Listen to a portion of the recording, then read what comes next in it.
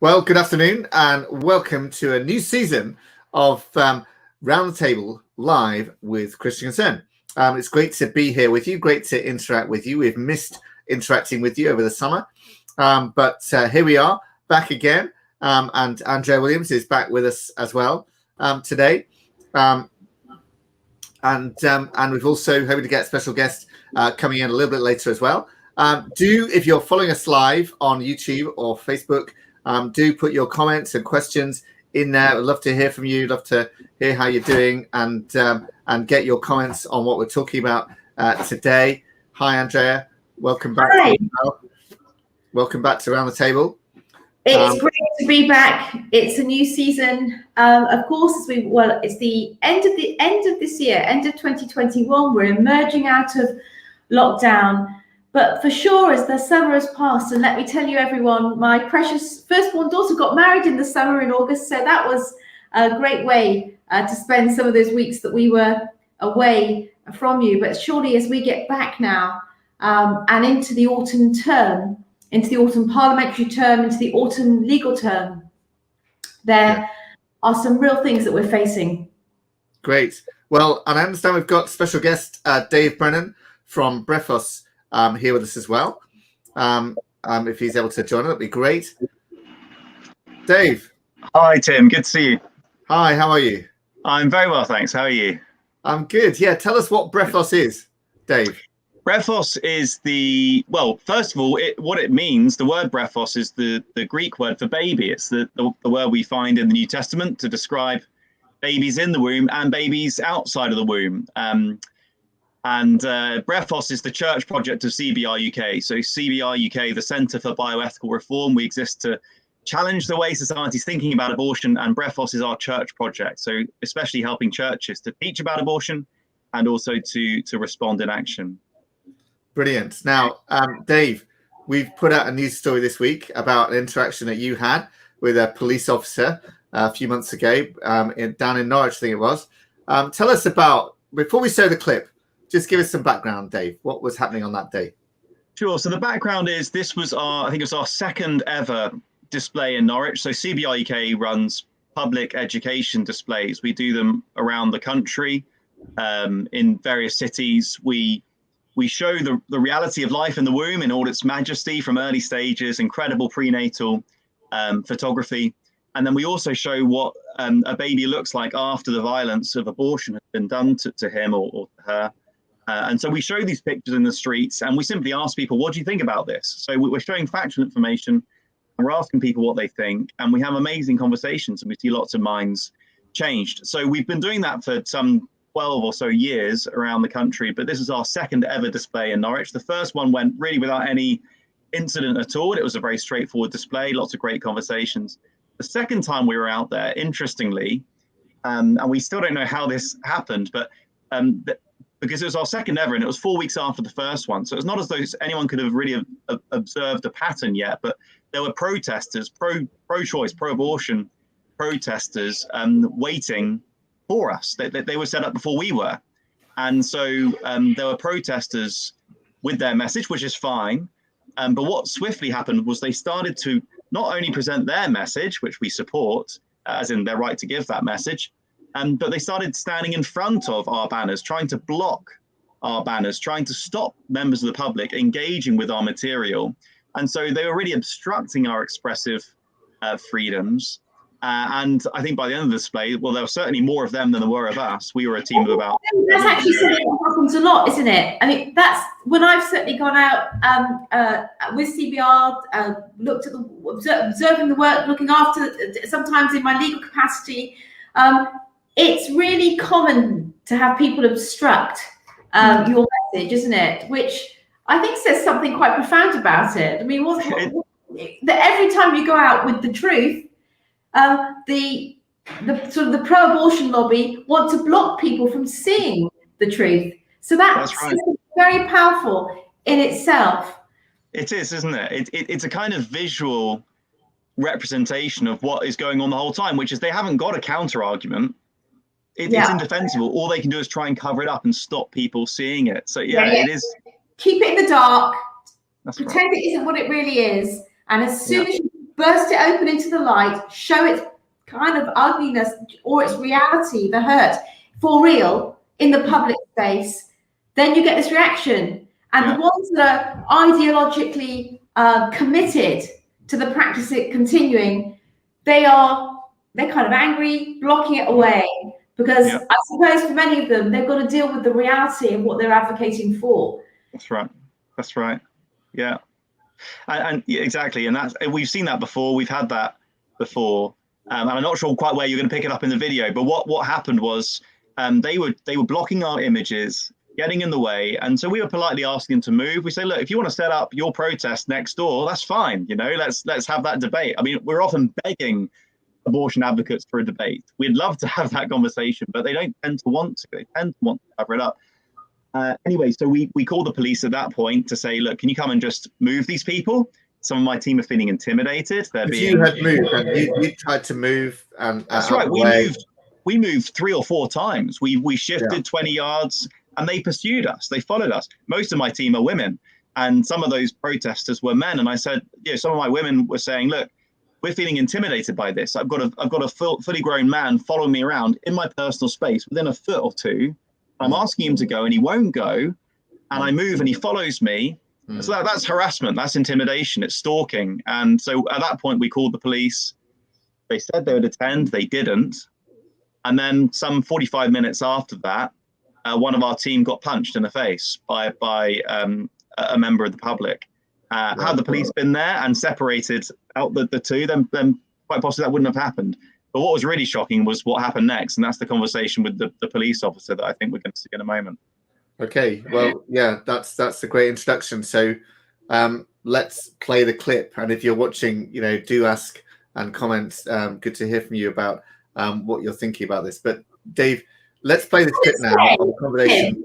Can I say, Tim, you just said that's a great introduction. And, we could be sitting around the table on a Friday lunchtime, like we're talking about something that's normal. Well, yeah. And this is not normal.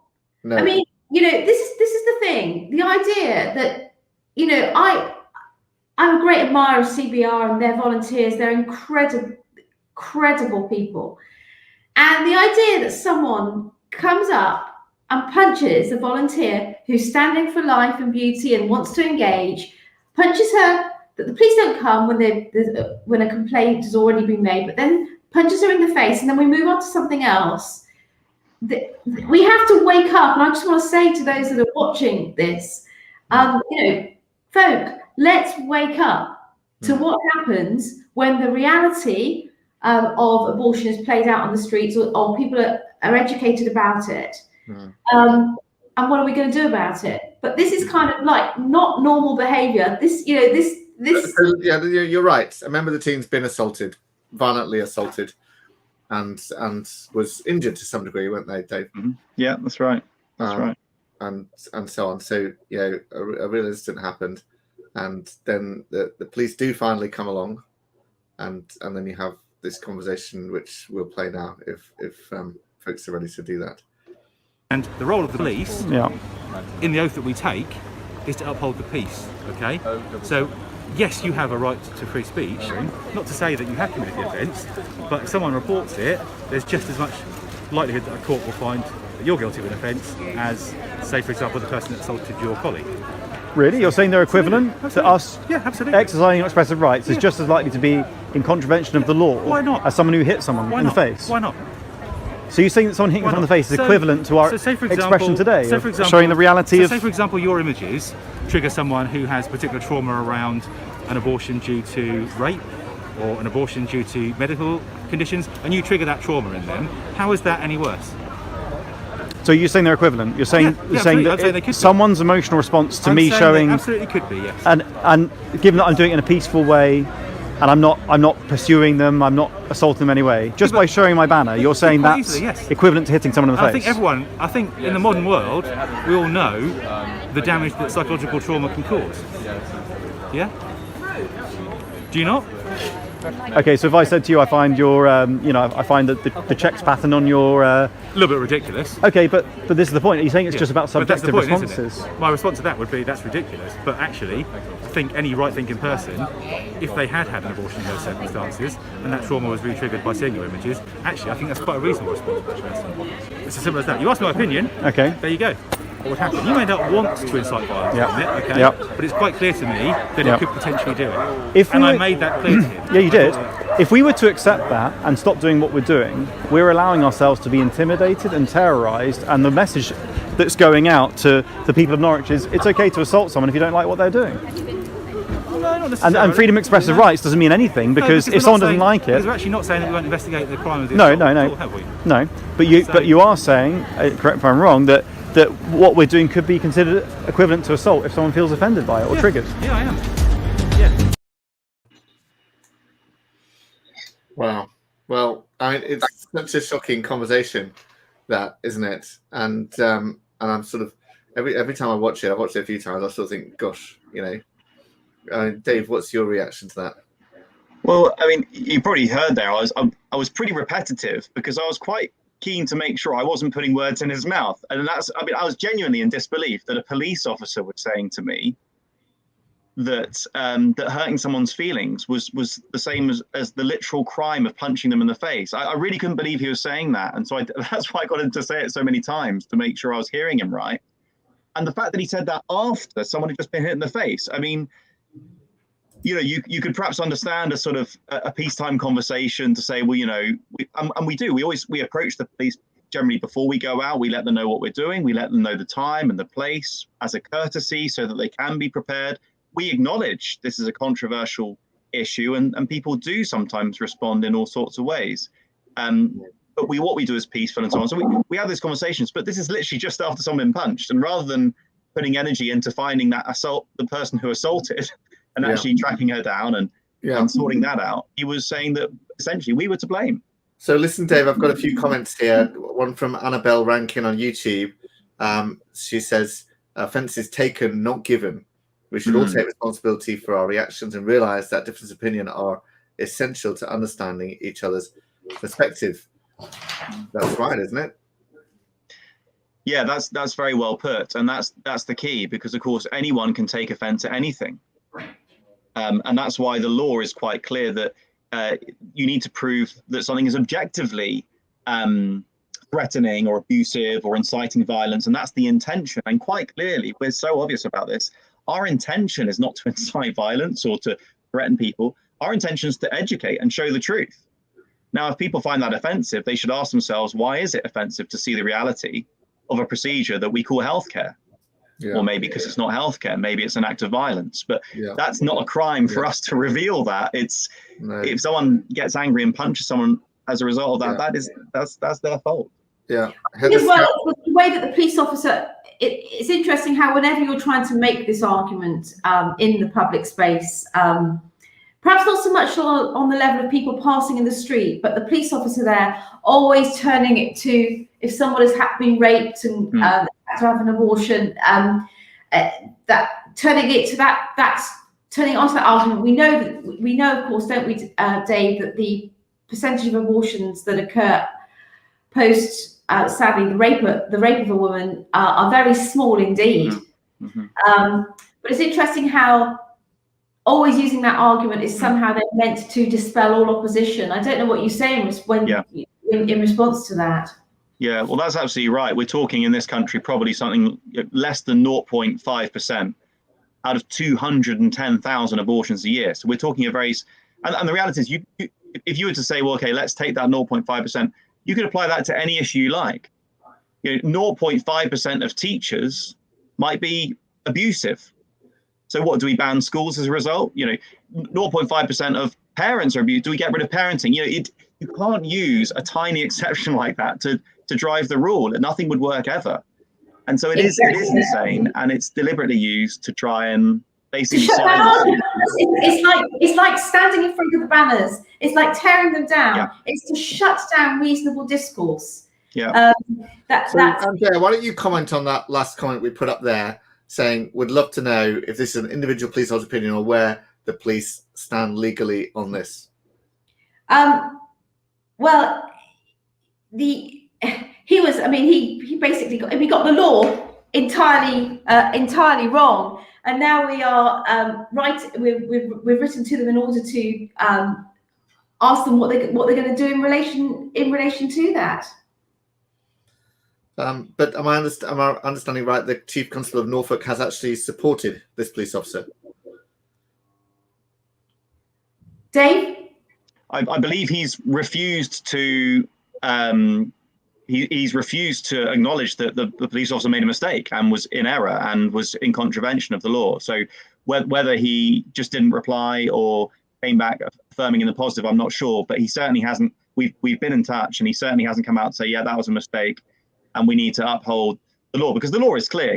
He said at the end of that clip, you asked my opinion. I actually didn't. I never asked for his opinion. I was asking him, was he going to do his job? Because his job is to be a law enforcement officer, not an opinions or feelings police officer, and to be politicized and to take sides on something like this. And so I wasn't actually asking for his personal opinion. It's his job to defend my rights to share peacefully my opinion or to share information. In our press release, just to be clear on this, Norfolk Constabulary defended the officer, saying everyone has the right to free speech and expression. However, officers will take the appropriate action against those select few who deliberately choose to act outside the law, which is an implication. Well, I mean, what does it imply? I don't know. But anyway, basically, they put out a statement like that, which is ambiguous as to what it means and does not say we admit that the police officer said anything wrong or misrepresented something. Yeah, so I mean, maybe the letters of complaint. We've got the press release here, and they can maybe put up on the screen or certainly linked in the chat. It says, we write on behalf of Dave Brennan. He is particularly concerned to learn that Sergeant Clay believes that in the course of his peaceful public education presentation, he was just as likely to have committed offence as the passerby who punched his colleague in the face. That there's then a transcription of that.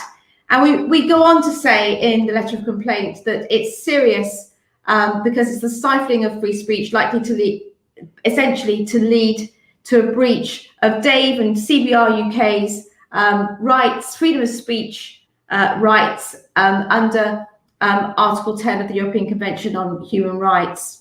And so really it's a request, as in many of these cases that we have at the Christian Legal Centre, the police on the ground get it wrong. The police on the ground believe that if someone is offended, then the person that's offending them should be removed. Whether that's the street preacher, we've had many of those cases this year, or Dave Brennan and his team. That if someone is offended, then those that are offended should be removed. But here, what's so striking, as we've seen, is that he equates somebody physically assaulting one of Dave's colleagues with the offence of upsetting somebody being subjectively offended. Yeah. So we've requested to meet, for CBR to meet, and Michael Phillips, the lawyer in the case, to meet with the Chief Constable. And I think that there's a massive education project, not just on abortion, Dave, but actually on how to police protest, or how to understand free speech, because we've got into a place in society whereby people cry, I'm offended, cry victimhood, and whoever's accused finds himself removed. Interesting comment here, Heather Scammell. If the images of abortion are taken as a form of assault, isn't that a tacit admission that abortion itself is an assault on the fetus, right? I mean, if we can't look at it, why is it legal? Yeah. If it's that horrific, if it's something, if we have to turn our eyes or we have to close it away from public view, then why is it lawful? That is the big question. If we're going to permit it as a society, we need to face right up to it. It's the intentional killing of the most vulnerable amongst us. Our little unborn, our little citizens that are in the mother's wombs. But of course, we always know when we say this, don't we, that we really love the mums. And a civilized society won't cover up the images, but it'll say And this is a job in large part, I think, for the church. Here we are, we're open. If you need us, we're right here. We'll provide you with accommodation. We'll provide a place, we'll look after you. We'll see you through this. Yeah. You don't have to be panicked into having an abortion. Yeah. And David Would, I'm just looking, he's made a comment on Facebook. This is insanity. The police are called for an actual assault, and the police lecture and warn that person about some imagined and non-existent criminal offence. Is this an example of very poorly trained police officer, or telling example of a wider police policy?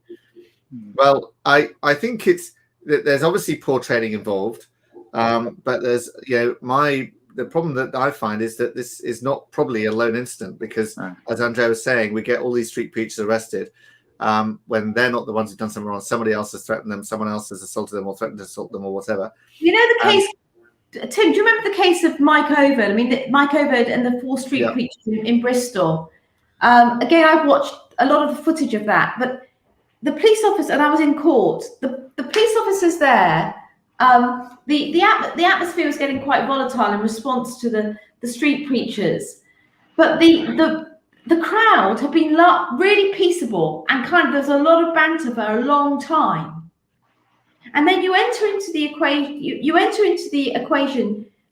3 men who put themselves into the front row of the crowd, who were known to the police officers as criminals and trouble, actually within the vicinity of Bristol. But rather than move them, again, we've got a heart for the criminals, we do, but rather than actually remove them, let's say, because they started to whip up the crowd, they started to act more violently, they literally pulled Mike Davidson off the stage, the little stage that they directed, put him into a hand grip, took him down the street, and put him into the back of a police van. So again, it's the same thing. We're going to remove the person that is offending someone. But here it goes another stage further. Your colleague was actually punched. Yeah. I think it shows. I mean, personally, our experience of the bobbies on the beat on the ground in England has generally been good. Generally, they've done a great job. Yeah, yes, exactly. But increasingly in the last, I don't know, even year or two, from my perspective, the politicization of the police has become so strong, and it's very clear which side they're taking. I mean, if you can imagine, for example, if this is kind of the other way around. Imagine that there was some kind of pride event in Norwich, and they're holding up flags. And imagine there were 3 of them. And imagine I got 10 friends together and went and harassed them, followed them around, covered up their I wouldn't do this, but covered up their banners. They asked me to move, I refused. And then someone came and hit one of them. Do you think the police would have come and lectured the LGBT activists for being there in the first place, for being a menace? Of course they wouldn't. That person would have been arrested. Let's say even on exactly the same issue, the pro-aborts. Yeah. If that had happened with the pro-abortion demonstration that was there at the time. Yeah. If one of you, which wouldn't happen, punched one of them. Yeah. Because you were offended at their message. Because they weren't caring sufficiently about the unborn child. Yeah. What would have happened there? Yeah. And I think that we've got to. The thing is, the police are also a product of the culture and the training that they have, and this is why we are very concerned at Christian Concern to go and speak to these police officers, to take them these examples. They need to meet Dave Brennan, but they also need to factor to bring in really excellent training on what it is in a world of offence, where people take offence, in a world of rights and competing rights, in a world that no longer knows truth, that no longer has a common understanding of the gospel and of truth and rule of law, even, because a lot of these things flow from the gospel. They flow. That common understanding flows from a common belief system. Tell us about the difference that CBR's ministry makes when you go out on the streets and when you confront people, but also people who may be considering abortion or whatever? Sure, yeah. So we've been doing this, say, for just over a decade, and most displays are not like this. Most displays are not I've never seen a punch before in my life on a display. And what a normal display looks like is we're engaging members of the public, we're having conversations, we're getting people to think afresh. We always see changed minds, not necessarily someone goes from 100% pro-abortion to 100% pro-life in one go, but we see that just the evidence, just seeing it for what it is enough. Yeah. So, for example, in Norwich, in our last display, we had a lady come up to our banners. She just looked at it and she said, I had an abortion. I think it was 20 years ago. I might be remembering wrong, but it was a long time ago. And she said, I can see now for the first time it was wrong. Straight away, she said that. Wow. This was years ago. She had an abortion. And then she said, I've never told anyone ever that I had an abortion. Wow. So then a member of my team said to her, goodness, how do you cope not having told anyone? She said, I'm not coping. And then she was able to minister something of the gospel to her. And so, and that's just our last display. We have amazing conversations. That's subsequent to this one. Yeah, because we've been out once since then. Yeah, right. In Norwich, and we're due to go out again next week. So, so we have amazing one-on-one encounters. Divine appointments. The Lord sends people at the right time to see what they need to see, to hear what they need to hear. We share the gospel. We often pray for people. But we've seen many minds change, and we've had the joy of seeing some babies in real life that have been, by the grace of God, saved through this work. We've been able to meet some of them. We've had photos sent in. Sometimes women on the cusp of having an abortion. This is on the day of their abortion appointment, about to go in. Even then, they don't know what abortion is. No one's shown them the reality. And so, for many people, just seeing it for what it is enough to save a life. It's incredible. And again, Dave, that's actually where we've got to in society, and where so sanitizing abortion or keeping it in the dark is so destructive. Yeah. To the mum and to the baby. You see, when the abortion industry essentially, so Mary Stopes, BPAS, when they have the whole monopoly on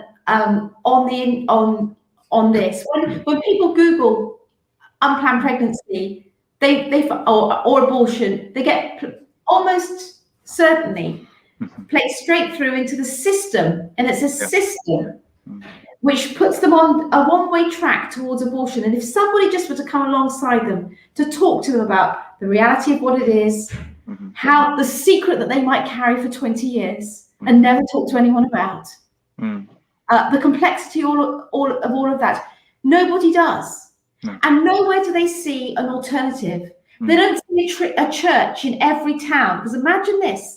A church known in every town to be a place where they save mums and babies, literally. You're there, they'll help you if you're in an unplanned pregnancy. There's no sense of that. I mean, certainly, I think there's a growing movement, and particularly amongst Dave's generation and yet the younger generation, a passionate movement around the justice of all of this. But that's the kind of thing we need to see. We need to let people know that there are alternatives. And the other thing that has long made me ponder is this: the lobby, the world, the noise says abortion is not that big a deal. It's just a healthcare. There's no impact. It's what a woman needs. And Dave tells us that story from his last display. I've held this a secret. You see, you never hear women not really talking about their abortions. No.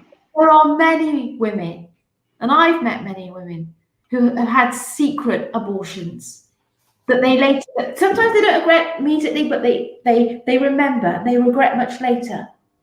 Yeah. There are all, and some that regret immediately, and some that go on to try and dull the pain. And I think that we're just dealing with this, bringing it out into the open. And for the church, it is to say we can change this. If we think that there are around 800 abortions every single day, well, we in this nation can be the hands and the feet and the centres and the hope, the places of hope that give refuge, rescue, and life in these situations. That's what we can actually be. But it's the darkness, it's the lack of clarity, it's the around all of this that leaves so many women in pain for a lifetime. For a lifetime, they live with that secret shame. And we want to say to them, come to a place of forgiveness at the foot of the cross. Yeah. So listen, Dave, your video has gone viral on the internet, I've seen, and lots of people are tweeting it and pushing it out there. And there's a lot of shock at what that police officer said, because it's so obviously wrong. It's so obviously wrong that to offend someone is equivalent to punching them in the face. And to say that after someone has just been punched in the face as well, it's extraordinary. And I hope that this doesn't get let go, and we continue to pursue it and get some recompense or get some retraining happening. But there's another sort of life-related issue in the news this week, which is the vote on the British Medical Association about assisted suicide or assisted dying. And this is very important, actually, because the policy that British Medical Association had, along with other medical bodies, was to oppose the legalization of assisted dying. And there was a vote on whether to revise this policy to make it neutral, so therefore not to oppose assisted dying. And it was a very close vote, as there was 4 votes in it, but it actually did go neutral. And therefore the British Medical Association will not be opposing, in terms of its lobbying work and all of that, the legalization of assisted suicide. Andrea or Dave, do you want to comment further on that? You go, Andrea. Well, first of all, to say that I hope this gets brought back again soon at a BMA meeting, and that they that they return to a position of opposing, because they have gone neutral or close to neutral before, and then come back very firmly to be opposed to it. It's very striking. The Royal College of General Practitioners remain opposed to it, and people in palliative care who work with the elderly, the terminally ill, they are opposed to it. Again, if we just relate it back in a sense to the abortion question here. How do we have a medical profession? How is the conscience of the medical profession at large so dulled that it would act in a way whereby 98+ of the abortions that take place are illegal, because abortions are signed off to say the mental health of the woman will be more damaged if she continues with the pregnancy than not. I'm amazed that doctors who are there to uphold life, to not give any poisonous substance, to work to alleviate pain, to work to put people in comfort, that they, as a group of people, as a representative body, would even go so far as being neutral on an issue like assisted dying. I thank God that they haven't said they're for it. But doesn't that say something about the training of the doctors? Just as we talked about the training of the police, this has to go about the training of the doctors, or those that are the political activists. Because remember, at the BMA, they're going to be politically active. Well, I mean, I think the other thing that's interesting about, because when the Royal College of Physicians vote, or the Royal College of General Practitioners, there are a number of these groups, aren't there, voted against it. It was actually the doctors who worked closest with the elderly and the dying were the ones that were most opposed to legalizing assisted suicide. So those working in palliative care, those working in elderly care, and that kind of thing with geriatrics and so on, they were the ones that were the most opposed. And because they can see that this would change the relationship with the doctors. The patient-doctor relationship suddenly changes when one of the treatment options is you can have a termination, so to speak. And that becomes like a normal. You normalize it, and you see the escalating numbers of these terminations in countries like Netherlands and Canada, and places where it has been legalized before. And the relationship with the doctor is the trust in the doctor suddenly changes. If you've got a terminal disease, well, we can always end it for you, kind of thing, becomes one of the options. And they say that to vulnerable patients. And yet patients who are looked after well in palliative care, that's not what they want. My my parents ran a residential home for the elderly. It was just as I left for university, so I wasn't really very close to it, but I obviously came home in the holidays to see it. And my parents, even back then, so in the 1980s, could see that even when elderly people came in and were cared for and kept clean and well fed, how they got much stronger. But what used to distress my mum was that sometimes relatives would literally fight over the will or fight over the money across the bedside. That they would often feel vulnerable, these elderly folks, so dependent on my mum and on my dad. And just think, if it's not the strong that this law protects. It's Aunt Alice who's alone in a residential home or in a very dependent. But imagine the kind. Is it me that's I'm hearing a lot of background noise. I don't know if it's me that's happening. You're fine. There's a little bit echoey, but you're fine, Andrea. No, I'm fine. Okay, that's great. And I also want to say this, that I've got the most brilliant mother-in-law who's in her mid-80s. She's been this incredible midwife for the whole of her life, ran units, just an incredible woman, very, very capable, highly energetic. But now in these years, she has some dementia and is increasingly dependent. And I think that what we need, she often says, I hope this isn't too much trouble, because she's so precious. She could never be too much trouble. Never in a million years could my mother-in-law be too much trouble. And there's a sense in which when people begin to think, but she's so protected by her sons, by her family. Now just imagine if you're Aunt Alice and alone, and you think, am I too much trouble? I think I'm a burden on you all. I think it's better for me to slip away. Can I have that injection of potassium chloride? That's going to be better. It's going to be better for you all. I always want to scoop up my mother-in-law to say that, you're adored, you're here, we'll look after you, we're here to protect you. And there's also a sense, because we've been arguing about the beginning of life and the end of life. People often argue on the abortion argument. They say, well, my body, it's my body right up to birth. Well, that child is dependent to grow in the womb. The child is dependent when the child is first born. We can often become dependent in all manners of ways during our life. I got very sick with cancer. At that point, I could do nothing. I was dependent at that point for a period of time. My mother-in-law is dependent, and she's been a very independent, feisty woman. She's now very dependent. That argument that they use, it falls flat because we are human beings. We are human beings, and made in the image of God. And to be a civil society and a kind society means that we care about the vulnerable and those that are dependent. That's what makes us humane. And that's what medicine should be working for.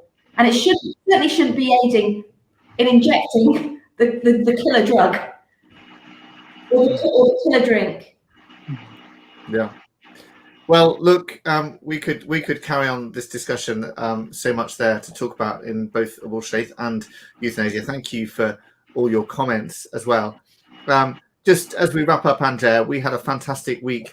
Was it last week? God, it feels like it was only last week, wasn't it, at the Wilberforce Academy? Do you want to just say what a wonderful time it was last week?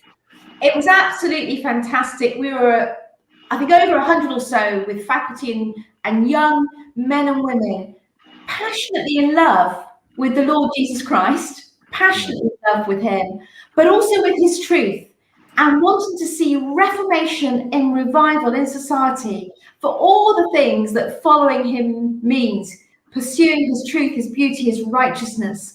We want to see homes restored. We want to see individuals restored. We want to see homes restored. We want to see communities restored. We want to see education restored. We want to see an end to death culture. We want to see an end to abortion. And when you're in the room with 100 people that all love Jesus and believe that this can happen, and all want to take their place, the next leaders, the next leaders in society, then you can believe that Reformation revival is on its way. And we did talk about these issues, didn't we, Andrea? We talked about abortion. I know at least one person who changed their view on abortion, but I know several other people who, although they were originally pro-life, suddenly had their minds properly open to what it is like. We also talked about euthanasia and all the various issues around that, as well as many, many other issues and topics as well. If you know young people who would benefit from this, we're keen to learn about these kind of things, do get them to apply to come to Wilberforce next year, because it really is a life-changing event. One of the delegates said the coming to Wilberforce is the best decision of her adult life. Which she actually said, they said the most important decision I've made. Yeah, the most important decision I've made in my adult life. That's quite something. And I know, for instance, at CBR, that lots of, what I love about the Ministry of Christian Concern and Wilberforce Academy is that we are we feel that we are, I pray and hope that we really are a servant organisation. We want to serve into these amazing ministries. We want to serve in the people and support the people and support them as they go out and do this kind of on the ground work, if that's what God's calling them to. Perhaps at the other end, it might be going and spending years in study. We want to support those too, to make cultural arguments, to shape the political discourse. So we're proud of the part that we're playing in that. This is now the 11th Academy, and I just pray that it continues to go from strength to strength, and that we will see fruits. I pray before I die that we will see that it will be really tangible. I pray that we'll see some reformation. Amen. Amen. Well, great. Thank you for joining us. Thank you for joining us, Dave, and your remarkable story there, which I know is still shocking people and hitting people, impacting people. And thank you for joining us. If you're online as well watching, I hope you enjoyed that conversation. Do join us again, same time, same place, 1 p.m. live on Fridays, and you can catch up again on Facebook and YouTube as well. But thank you for the conversation, and we'll look forward to catching up with you. We've also got a Gospel Issues seminar on Monday evening with Steve Bigu, our Head of Education, about the need for Christian education. So do tune in for that live on Monday night as well. And look forward to seeing you then. Thank you. Thank you.